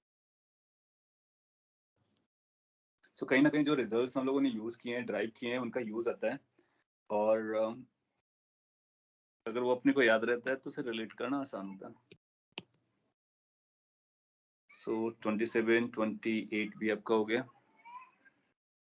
इसके बाद अगर 30, 35 के बीच में कोई आपके पास क्वेश्चन है तो वो भी पूछ लीजिए. 5-10 मिनट्स और लगेगा, हम लोग कंप्लीट कर लेंगे. 30 to 35 क्योंकि नेक्स्ट डे फिर अपने को ग्रेविटेशन पे भी जाना है, इसी पे टेस्ट भी रहेगा. 31, 32, 33, माय गुडनेस, 31, 34, ओके वो भी. 31 के बारे में अगर हम बात करेंगे तो ये बोलता है कि दो पार्टिकल्स हैं, इस तरह से v वेलोसिटी से जा रहे हैं और बताइए क्या चल रहा है. सो ये बोलता है kinetic energy of entire system centre of mass के फ्रेम में क्या होगा. तो आप क्या करो, सेंटर ऑफ मास पे जाओ, सेंटर ऑफ मास की वेलोसिटी निकालो, फिर सेंटर ऑफ मास के रिस्पेक्ट में इसकी वेलोसिटी निकालो, इसकी वेलोसिटी निकालो, दोनों की काइनेटिक एनर्जी निकाल करके ऐड करो, देखो क्या आ रहा है. जब कभी सेंटर ऑफ मास के रिस्पेक्ट में काइनेटिक एनर्जी आपसे पूछेगा तो पहले हम सेंटर ऑफ मास की वेलोसिटी निकालेंगे, फिर उसका फ्रेम ऑफ रेफरेंस लेंगे, फिर उसकी वेलोसिटी रिवर्स करके देंगे, फिर इनकी अपनी खुद की वेलोसिटीज आ जाएंगी सेंटर ऑफ मास के फ्रेम में, और फिर काइनेटिक एनर्जीज को ऐड करके बताएंगे। आप देखोगे कि वो 3mv²/2 नहीं आएगा, तो इसलिए ए सही नहीं होगा। अगर सही होना होगा तो फिर आ भी जाएगा। फिर linear momentum of, yes sir इसको इंस्टेंटेनियस एक्सिस ऑफ रोटेशन से नहीं कर सकते क्या? नहीं, उसने ये बोला कि सेंटर ऑफ मास के फ्रेम में बताना है, तो आपके पास कोई और ऑप्शन ही नहीं है, आपको सेंटर ऑफ मास के फ्रेम में जाना पड़ेगा, क्योंकि उसने पूछा ही आपसे एक स्पेसिफिक चीज है। उसके लिए हम आईसीओ और सेंटर ऑफ इंस्टेंटेनियस रोटेशन के बारे में बात नहीं कर पाएंगे। हाँ, अगर वो ग्राउंड के रिस्पेक्ट में पूछ रहा होता तो जरूर कर लेते हैं हम लोग। सिमिलरली वो लीनियर मोमेंटम पूछ रहा है of A in frame of B, तो बी के रिस्पेक्ट में ए की वेलोसिटी निकालो और लीनियर मोमेंटम बता दो। तो बी के रिस्पेक्ट में ए की वेलोसिटी कितनी आ जाएगी? 0। तो लीनियर मोमेंटम कितना हो जाएगा? 0, जबकि ये एम भी बोल रहा है, गलत बोल रहा है। Angular momentum of A in frame of B, B के फ्रेम में ए की वेलोसिटी 0 हो जाएगी, तो एंगुलर मोमेंटम भी 0 हो जाएगा, ये भी गलत बोल रहा है। Angular velocity of line joining A B has a magnitude 0। अब देखो ये लाइन हमेशा ऐसी जाएगी, तो क्या ये लाइन कभी रोटेट करती है? किस एंगुलर वेलोसिटी से रोटेट कर रही है? 0 से। वो रोटेट ही नहीं कर रही है, क्योंकि दोनों के पास सेम वेलोसिटी है, इसलिए वो रोटेट नहीं करेगी। और आप बोलोगे कि यस उसका मैग्नीट्यूड 0 है, तो डी मार्क कर दोगे। Question number 32. It says a thin rod of non-uniform linear density is rotated on a smooth horizontal table with a constant angular velocity. सब इस तरह से rotate करा तो ये non-uniform है। Calculate linear mass density of rod as a function of x if tension in the rod decreases from end A to end B uniformly at a constant rate. So अपने को mass density वगैरह निकालना है और tension के बारे में आपको बता रहे हैं। तो एक तो ये तरीका है कि आप इन सबको क्रॉस वेरीफाई कर लो, उसमें ज़्यादा आपको मेहनत करनी पड़ेगी। टेंशन कैसे वेरी कर रहा है वो बता रहा है कि टेंशन इज रिड्यूसिंग। सो अगर आप यहाँ पर टेंशन को ड्रॉ करो, टेंशन, तो टेंशन का ग्राफ कुछ ऐसा जाना चाहिए, यूनिफॉर्मली।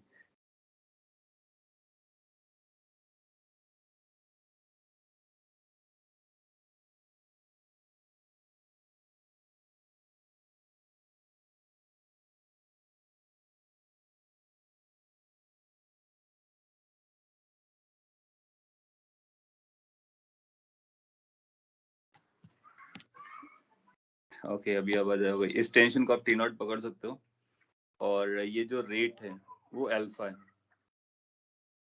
तो किसी एक्स डिस्टेंस पर कितना टेंशन आएगा, तो एक्स डिस्टेंस पर टेंशन को आप यहाँ पे निकालोगे, और T as a function of X आपको पता चल जाएगा। सो थोड़ा सा कॉम्प्लिकेटेड टाइप का है, फिर भी हम लोग इसको ट्राई कर लेते हैं यहाँ पर।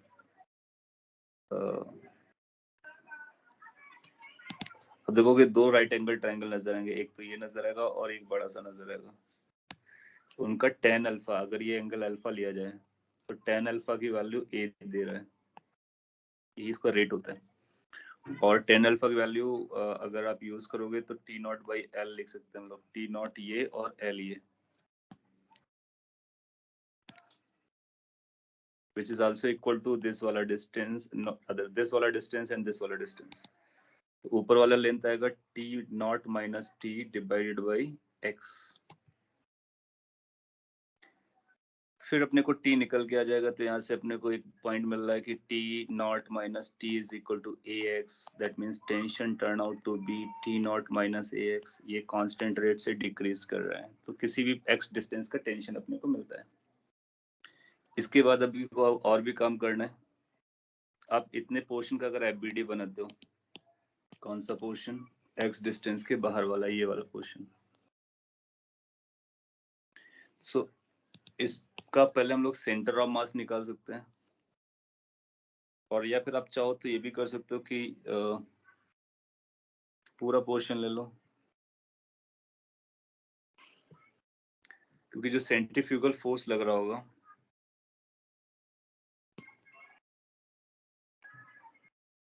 जनरली क्या होता है, अपने को डेंसिटी पता होता है और हमको बाकी कैलकुलेशंस करनी होती हैं। इसमें उल्टा पूछा गया है कि डेंसिटी बताओ। सो ये जो टेंशन है, यहाँ पर टेंशन हम लोग कितना पकड़ रहे हैं, टी नॉट,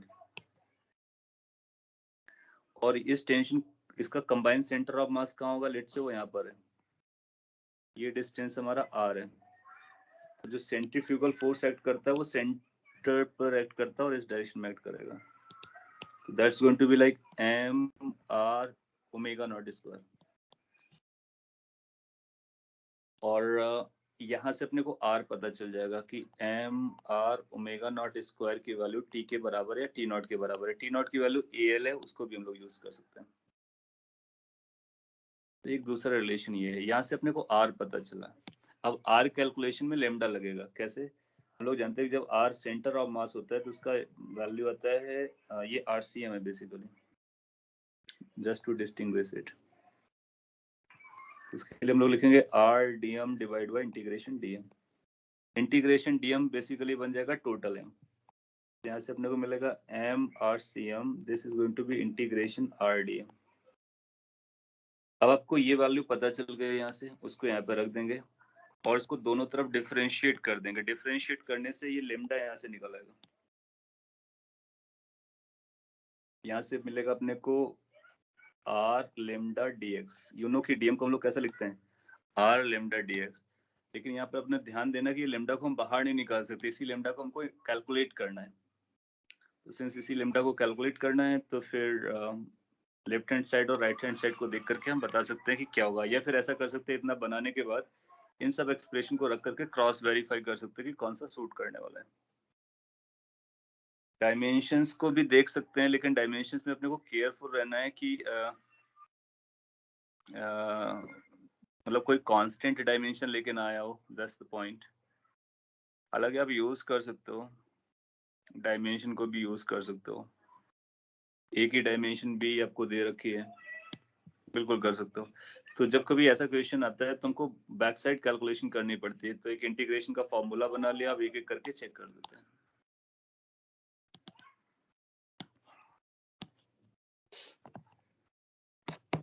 और डायमेंशन अपना वर्क करेगा तो उसको भी कर सकते हैं। सिमिलरली क्वेश्चन नंबर 13 भी है ना, वो भी काफी कैलकुलेटिव है। तो ये 12, 32, 33 जो क्वेश्चंस है ना, ये काफी कैलकुलेशंस डिमांड करते हैं और एडवांस जैसी कहानी के क्लोज पहुंच जाते हैं। 33 अगर आपने ट्राई किया होगा तो कैसे करेंगे मैं आपको आइडिया दे देता हूँ, और आपके पास टाइम हो तो ट्राई करना, वरना उसका रिजल्ट याद रख सकते हो। एडवांस में हम लोग उसको डील करेंगे। डिस्क का ये जो डिस्क का सेंटर ऑफ मास होता है ना, वो हम लोग कैलकुलेट किया था। डिस्क को हम लोग रिंग जैसा बांध सकते हैं, वो तब जब आर का फंक्शन हो। इसमें डेंसिटी थीटा का फंक्शन है, अपने को थीटा डिग्री पे जाने के बाद डी थीटा का एलिमेंट लेना पड़ेगा, और एक सेक्टर नजर आएगा आपको, इसका ट्रायंगुलर सेक्टर बेसिकली है, ये आर डी थीटा होगा। इसका सेंटर ऑफ मास इसके एंगल बाई सेक्टर वाली लाइन पर 2:1 के रेशियो पर लाई करता है। तो ये सेंटर ऑफ मास मिलेगा, इसका एक्स कोऑर्डिनेट पता करेंगे, वाई कोऑर्डिनेट पता करेंगे, और इसके बाद फिर आपको एक्सियम वाईसीएम निकालना पड़ेगा। कॉमन सेंस से ये जरूर कह सकते हैं कि सिंस ये साइन थीटा का फंक्शन है, तो साइन 90 से पहले जैसा होता है 90 के बाद भी वैसा ही होता है। दैट मीन्स यहाँ से यहाँ तक इंक्रीज करता है और यहाँ से यहाँ तक इंक्रीज करता है। इसका मतलब एक्स डायरेक्शन में इसका सेंटर ऑफ मास नहीं आएगा, तो एक्सियम 0 आएगा, ये हम क्लेम कर सकते हैं। वाईसीएम के लिए अपने को इंटीग्रेट करना पड़ेगा, it will require some more mathematics, उसके बाद आंसर आ जाएगा।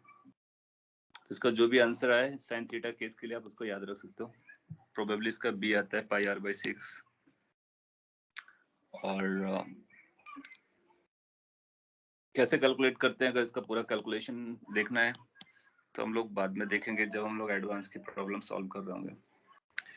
और अगर आपके पास फ्री टाइम हो तो ट्राई कर सकते हो, अदरवाइज आप इस आंसर को याद रख सकते हो। ये साइन थीटा के लिए, आगे चल करके वो साइन स्क्वायर कर देगा तो और भी कॉम्प्लिकेटेड बढ़ जाएगा, कॉम्प्लिकेशन बढ़ जाएगा, और ऐसा लीस्ट लाइकली है मेंस और नीट में पूछे। नेक्स्ट देन 34 आपने पूछे। 34 भी अगेन कॉन्सेप्चुअली ज़्यादा टाइम, कॉन्सेप्चुअली सब ज़्यादा फोकस रिक्वायर करता है। सो मैं इसको भी क्विकली बता देता हूँ। इसमें भी काफी कुछ पॉइंट्स आपको सीखने को मिल जाएंगे। ये जो स्मूथ वॉल है उसकी तरफ से एक नॉर्मल रिएक्शन आएगा, एक ग्राउंड की से नॉर्मल रिएक्शन आएगा। ग्राउंड एक फ्रिक्शन लगा रहा होगा, ये इधर स्लाइड करने की कोशिश करेगा तो फ्रिक्शन इधर चला जाएगा, और ये स्मूथ है तो वॉल कोई फ्रिक्शन लगाएगा नहीं। नो आप ये जानते हो कि जो सेंटर पॉइंट होता है, नॉर्मल रिएक्शन हमेशा सेंटर से पास करती है, तो यहाँ पर और यहाँ पर मिलाने से सेंटर मिल जाएगा अपने को।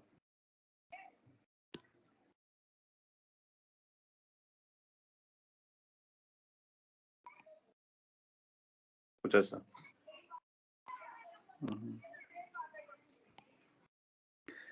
सो ये सेंटर होगा इसका। इसके बाद अगर एक लाइन ड्रॉ करते हो जो कि इसके परपेंडिकुलर जाता है, किसके परपेंडिकुलर, ये लाइन के परपेंडिकुलर, तो ये सिमेट्रिकल लाइन होगी। सिंस ये सॉलिड हेमिस्फीयर है, सॉलिड हेमिस्फीयर का सेंटर ऑफ मास यहाँ पर कहीं लाई करेगा 3r/8 डिस्टेंस पे। 3r/8 डिस्टेंस पे एक और फोर्स एक्ट कर रहा होगा जिसका नाम होगा mg। तो ये इसकी FBD हो जाएगी, F let's call it as N1, let's call it as mg, और ये N2। इक्वेशन क्या बनेगा? इक्वेशन बनेगा कि F की जो वैल्यू होगी वो N2 को बैलेंस कर रही होगी, और दूसरा N1 की जो वैल्यू होगी वो mg को बैलेंस कर रही होगी। अपार्ट फ्रॉम दिस हम ये बोलेंगे फ्रिक्शन स्टैटिक होगा, क्योंकि अभी स्लाइड नहीं कर रहा है, इक्विलिब्रियम पर है। इसकी value mu into normal reaction which is N1 के बराबर होनी चाहिए, या उससे स्मॉलर होनी चाहिए। तो ये म्यू mg के बराबर आ गया। अब क्वेश्चन में म्यू के बारे में पूछ रहा है, म्यू के बारे में तभी बता पाएंगे जब एफ के बारे में अपने को पता चल जाए। तो एक दूसरा काम और भी कर सकते हैं हम लोग, क्या, टॉर्क, क्योंकि इक्विलिब्रियम है तो टॉर्क 0 होना चाहिए। किस पॉइंट के अबाउट? लेट्स से ये O पॉइंट के अबाउट। इस O पॉइंट के अबाउट कितना टॉर्क लग रहा होगा? N2 का 0 आएगा, N1 का 0 आएगा, F का टॉर्क आएगा, W का टॉर्क आएगा। F का टॉर्क कितना होगा? F इंटू R, क्योंकि ये R का काम कर रही होगी, सेंटर से पेरीफेरी तक की डिस्टेंस। इसके बाद अपने को चाहिए कि this must be equal to mg into torque of mg की डिस्टेंस निकालना होगा, यानी ये वाली डिस्टेंस निकालनी होगी। अगर आप ध्यान से ऑब्जर्व करोगे तो एक राइट एंगल ट्रायंगल दिखेगा यहाँ पर। उस राइट एंगल ट्रायंगल को अगर हम यहाँ पे हाईलाइट करें तो कुछ ऐसा आएगा। ये इसका जो हाइपोटेनस है दैट इज 3r/8, और अपने को ये डिस्टेंस लग रही है। अच्छा, एंगल के बारे में कुछ बताया गया कि अगर इसको प्रोड्यूस करोगे तो ये एंगल थीटा है। अगर ये एंगल थीटा है तो ये 90 माइनस थीटा होगा, तो ये भी 90 माइनस थीटा होगा, तो अंदर वाला थीटा हो जाएगा। तो पॉइंट इज कि ये एंगल थीटा हो जा रहा है। अगर ये एंगल थीटा हुआ तो ये distance, in case you are able to catch it, that's going to be 3r/8 cos theta हो जाएगा। तो हम बोलेंगे this is going to be 3r/8 cos theta। यहाँ से f पता चल गया, f की वैल्यू आ जा रही है mg cos theta into 3/8। अब इस इक्वेशन और इस इक्वेशन को मर्ज कर दो। जब आप मर्ज करोगे तो अपने को पता चलेगा कि म्यू mg की वैल्यू बड़ी आ रही है 3/8 mg cos theta से। So mu should be greater than or equal to 3/8 cos theta। अगर आप चाहते हो कि इक्विलिब्रियम मेंटेन रहे तो म्यू की वैल्यू इस नंबर से बड़ी होनी चाहिए, 3 cos theta/8 से बड़ी होनी चाहिए। नाउ सिंस ये थीटा के बारे में कुछ दिया नहीं गया, तो अगर हमको इक्विलिब्रियम श्योर शॉट चाहिए, तो अगर इसकी भी मैक्सिमम वैल्यू से बड़ा हो गया तो डेफिनेटली इक्विलिब्रियम रहेगा। इसका मतलब अगर म्यू की value greater than equal to 3/8 है, सो डेफिनेटली इक्विलिब्रियम रहेगा। हम बोल सकते हैं minimum value of mu required is going to be 3/8। एक को मार्क कर दूंगा। अगर वो क्वेश्चन भी समझ में आ जाता है या नहीं तो अपना काम हो जा रहा है। So that was your 34th question. इसके बाद लास्ट और बचा हुआ 36 to 40 के बीच में कोई है? अगर आपने ट्राई किया और आपका डाउट है तो मैं बताता हूँ, और अगर हो गया है तो अपना काम पूरा। 36 and 37। 36 में बोलता है after disc interact with friction it is found both the disc have come to halt. Must hold. तो इसमें अपने को लगाना है एंगुलर मोमेंटम कंजर्वेशन। 37 ही बताना है। ओके 36 में क्या इशू आ रहा है? सिमिलर हम लोगों ने किया होगा, शायद ये वही होगा कि एक डिस्क घूमता है दूसरा घूमता है, दोनों को एक साथ या तो एक के ऊपर एक रखता होगा या साइड बाय साइड रख रहा होगा। Okay let me read it. Two discs mount on this light oriented perpendicular disk axis contains vertical constraints to be vertical all the time. The disk can pivot frictionlessly on the rod. The disc have identical thickness बराबर दी है, same material से बना हुआ, different radii है। Okay. The disc have given angular velocities omega on this and brought in contact in their edges. इसको आप touch में लेकर के आ रहे हो। We have friction found that both discs come exactly to a halt. दोनों बंद हो जाते हैं। तो क्या ट्रू होना चाहिए?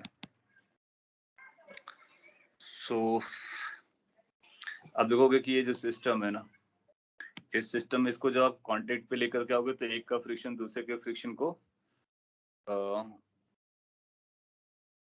के अपोजिट रहा होगा। तो what we can say about it, एक तो मोमेंट ऑफ इनर्शिया की जरूरत पड़ेगी, तो उसमें थिकनेस और मटेरियल की जरूरत पड़ रही होगी R1 R2। लेकिन अपने को उससे पहले ये जानने की जरूरत है कि अगर डिस्क हॉल्ट पर आ रहे हैं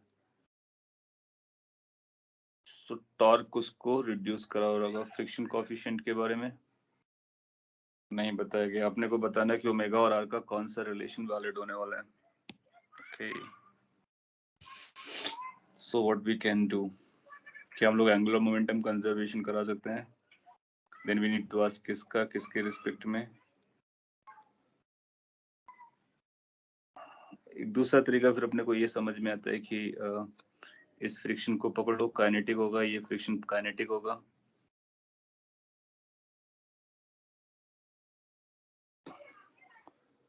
और देन यू से कि इसका एंगुलर रिटार्डेशन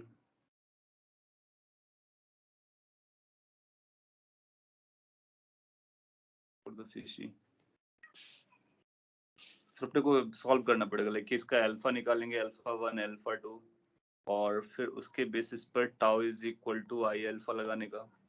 उसके बाद फाइनल वेलोसिटी दोनों की जीरो हो जाएगी साइमल्टेनियसली।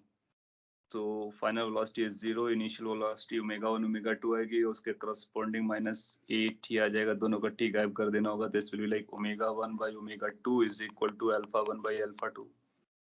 अल्फा 1 बाय अल्फा 2 आएगा tau by I1 divide by tau by I2। Tau same लगेगा नहीं, टाउ के लिए भी अपने को देखना पड़ेगा, R1 बाई R2 आएगा।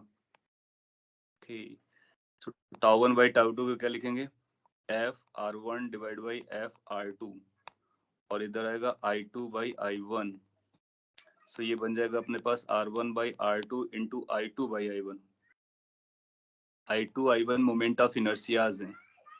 फिर आप देखोगे कि मोमेंट ऑफ इनर्शियाज के लिए क्या लगने वाला है, मास इंटू, इसके लिए mr स्क्वायर होता है बाई टू तो कैंसिल हो जाएगा। मास के लिए क्या लगेगा, density into volume. Identical thickness है, सो डेंसिटी कैंसिल आउट हो जाएगी, थिकनेस कैंसिल आउट हो जाएगी, और अपने को एरिया लगने वाला है। तो ये बनेगा R2 का स्क्वायर अपॉन R1 का स्क्वायर। ये तो हुआ मासेस का रेशियो। फिर हम लोग लिखते हैं कि mr स्क्वायर, तो R2 square divide by R1 square. My goodness, तो कुछ ऐसा आना चाहिए, R2 cube divide by R1 cube. ये बार आपको आंसर चेक करना चाहिए। तो ये कुछ अपने को ऐसा दिख रहा है, यस ओमेगा सर, डी है ऑप्शन। ओमेगा 2 R2 क्यूब आ रहा है। थोड़ा सा लॉन्ग मेथड मिला, लेकिन फिर भी काम करता है कि हमने tau is equal to I alpha लगाया, फिर काइनेमेटिक्स लगाया, फिर इससे पता चला कि एंगुलर वेलोसिटीज का रेशियो अल्फास के रेशियो के बराबर आएगा। फिर उसको वापस इस इक्वेशन से डिवाइड कर दिया, तो देखा कि टाउ में भी आ रहा है, मोमेंट ऑफ इनर्शियाज में भी आ रहा है, उसमें मास में भी आया और लेंथ में भी आया। Okay, so that was 36. 37th sliding, ये बोलता है कि डिस्क ऑफ मास रोल करता है सरफेस में, इनकाउंटर करता है movable disc, there is no friction between wedge and the ground. तो ये सीधा ऐसा चलेगा। And ground and also between this, तो इसके पास भी नहीं है। अच्छा, तो क्या होगा कि ये ऐसा रोल करता हुआ आ रहा है, और जब इस पर ये चलना स्टार्ट करेगा तो जो कॉन्सेप्ट वाला पॉइंट है वो मैं हाईलाइट कर देता हूँ। सो यू विल फाइंड कि इसके पास ऐसा वेलोसिटी आएगी, लेट्स से u, और इसके साथ क्या होगा, इसकी ये जो वेलोसिटी है ना ये डिक्रीज कर जाएगी, लेकिन ये जो एंगुलर वेलोसिटी है ना वो चेंज नहीं होगी। क्यों? क्योंकि आप देखोगे इस पे जो भी फोर्सेस होंगे सब सेंटर से जा रहे होंगे, फ्रिक्शन अवेलेबल नहीं है, इसलिए इसका एंगुलर वेलोसिटी नहीं चेंज होगी। तो हम लोग क्या कर सकते हैं, एनर्जी कंजर्वेशन करा सकते हैं। कितना मैक्सिमम हाइट तक जाएगा, तो उसमें रोटेशनल एनर्जी नहीं चेंज करेगी, केवल ट्रांसलेशनल एनर्जी चेंज करेगी। So during the journey when it goes upward, translational velocity decreases, तो किसी एक स्टेज पर आने के बाद उसकी ट्रांसलेशनल वेलोसिटी 0 हो जाएगी और रोटेट करता रहेगा, फिर वो डाउन साइड स्लाइड करेगा, अकॉर्डिंगली इधर मूव करता रहेगा। सो एक तो ये पॉइंट हमारे लिए इंपॉर्टेंट है, और उससे हम बता सकते हैं कितना मैक्सिमम हाइट तक जाएगा। तो पहला मैक्सिमम हाइट पूछता है, दूसरा पूछता है velocity of the waves when the disc reaches to the maximum height. So इसकी वेलोसिटी के बारे में बात करना है। और यहाँ पर सिंस फ्रिक्शन नहीं तो एनर्जी कंजर्वेशन लगा सकते हैं इनिशियली एंड फाइनली, और दूसरा क्या लगा सकते हैं, मोमेंटम कंजर्वेशन। और मोमेंटम कंजर्वेशन मतलब लीनियर मोमेंटम कंजर्वेशन। जब ये हाईएस्ट पॉइंट पर होगा तो इसकी भी वही वेलोसिटी आएगी, क्योंकि दोनों एक साथ चल रहे होंगे। और या फिर आप चाहो तो ऐसा कर सकते हो कि इस वेलोसिटी के दो कंपोनेंट कर लो, एक इधर वाला एक इधर वाला। ये जो वेलोसिटी का कंपोनेंट होगा वो u के बराबर रहेगा, और ये वेलोसिटी कंपोनेंट 0 हो जाएगा। जब ये 0 हो जाएगा तो फिर ये मैक्सिमम हाइट तक पहुंच जाएगा। तो एनर्जी कंजर्वेशन लगाओ, लीनियर मोमेंटम कंजर्वेशन लगाओ, एक्स डायरेक्शन में सॉल्व करो, अपना आंसर आ जाएगा। जिन्होंने सॉल्व किया होगा तो यही आपको करने का। रोटेशन के पॉइंट ऑफ व्यू से क्रक्स पॉइंट है कि क्या ओमेगा बदलेगा, तो आप बोलोगे ओमेगा नहीं बदलेगा, क्योंकि फ्रिक्शन नहीं है। क्या v बदलेगा? यस, v बदलेगा। तो क्या ये रोल कर रहा होगा? नहीं, स्लाइड कर रहा होगा। It's like block is going in that direction. तो 30 का आइडिया मिल गया आपको। इसके बाद आपने पूछा 30 इसमें कोई नहीं, 40th the last one. So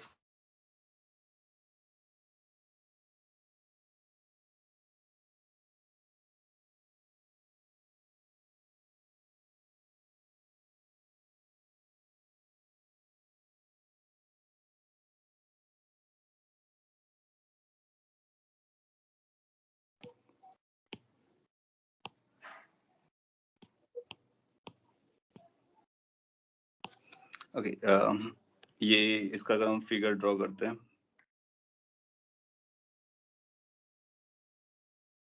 is going to be like this, और एफबीडी बनाना पड़ेगा अपने को। बना देते हैं एफबीडी में क्या क्या दिखाना है। So you are having a force like this, horizontal force. So there is going to be mg acting downwards, then there will be normal force acting upwards. Friction के बारे में, homogeneous rod of mass this pulls along the smooth horizontal surface, force F equals to given theta. Pure translational motion चाहिए अपने को, rotation नहीं चाहिए। तो अगर रोटेशन नहीं होगा तो थीटा नहीं बदलेगा, तो ये ट्रांसलेटरी मोशन करता हुआ चला जाएगा। उसके लिए अपने को कुछ बताना है। सो लेट्स थीटा पता करना है। तो 10 mg, 10 f, 10 n, and it's not asking anything about, it's saying anything about the अच्छा स्मूथ सरफेस है तो फ्रिक्शन नहीं है। सो ये फोर्सेस हैं और इस फोर्सेस के बेसिस पे इसको चलने का, बट रोटेट नहीं करने का। 10 पॉइंट। तो सेंटर ऑफ मास के पास एक्सेलरेशन आना चाहिए, वो ACM, और इसका रोटेशन अगर हम पकड़ते हैं तो अल्फा शुड बी 0। ये दो कंडीशन लगानी है, इनफैक्ट एक ही कंडीशन लगानी है, अल्फा 0 होना चाहिए। तो सेंटर ऑफ मास से टॉर्क 0 होना चाहिए, क्योंकि अल्फा 0 करना है। टॉर्क किसका आएगा? F का। F इसको इस साइड में लेके जाएगा, तो ये परपेंडिकुलर डिस्टेंस लगा देंगे। अगर इसकी लेंथ L पकड़ लेते हैं, सो F का टॉर्क आएगा L/2 इंटू कॉस थीटा। ये बैलेंस होना चाहिए N के टॉर्क से। N का टॉर्क आएगा, उसके लिए ये डिस्टेंस लगेगी। गड़बड़ किया, ये साइन थीटा आना चाहिए था कॉस। क्यों? क्योंकि F हमारा ये है, तो अपने को ये डिस्टेंस लगेगी। ये ट्राइंगल है तो ये साइन थीटा आता है, परपेंडिकुलर डिस्टेंस। सो यहाँ पर साइन थीटा आएगा and then n into L by 2 cos theta लगेगा। सो अपने को पता चला कि f tan theta is equal to n cos theta को इधर ले आए, l बाई 2 कैंसिल हो गया। अच्छा, सिंस ये अपसाइड डाउन साइड नहीं जा रहा तो n की वैल्यू mg भी हो जाएगी, इसको हम लोग mg भी क्लेम कर सकते हैं। tan थीटा लगना था तो tan थीटा की वैल्यू आ जा रही है mg divide by f। Do we know mg? Of course 30 kg और न्यूटन बेसिकली 3 kg है और ये 40 है, ये 3/4 आ गया। तो theta must be a number called 37 degree. 37 आपको दिया गया है, ये आंसर हो जाएगा। सो ये आपका लास्ट क्वेश्चन था और बाकी सब आपने ट्राई कर लिए, अच्छी बात है। यहाँ पे आपने आंसर्स देख लिए होंगे। सो जो क्वेश्चन आपसे नहीं हुआ उसका एक बार फिर से गो थ्रू कर लो और जो नए पॉइंट्स मिले उनको नोट्स बना लो। अगर आप इतना कर पाते हो और समझ पाते हो तो रोटेशन में आने वाले क्वेश्चन आप डेफिनेटली कर पाओगे एग्जाम में, उस पर कोई डाउट नहीं है। So that's all for the day. काफ़ी टाइम आपने डिवोट कर दिया। नेक्स्ट लेक्चर जब होगा तो हम लोग ग्रेविटेशन के बारे में बात करेंगे। ग्रेविटेशन की शीट मैं आपको शेयर कर देता हूँ, तो उसको ट्राई करना स्टार्ट करने का। कल अपना टेस्ट होने वाला है जिसमें अप टू रोटेशन रहेगा। Okay, is there any concern, doubt, query और एनीथिंग? No, sir.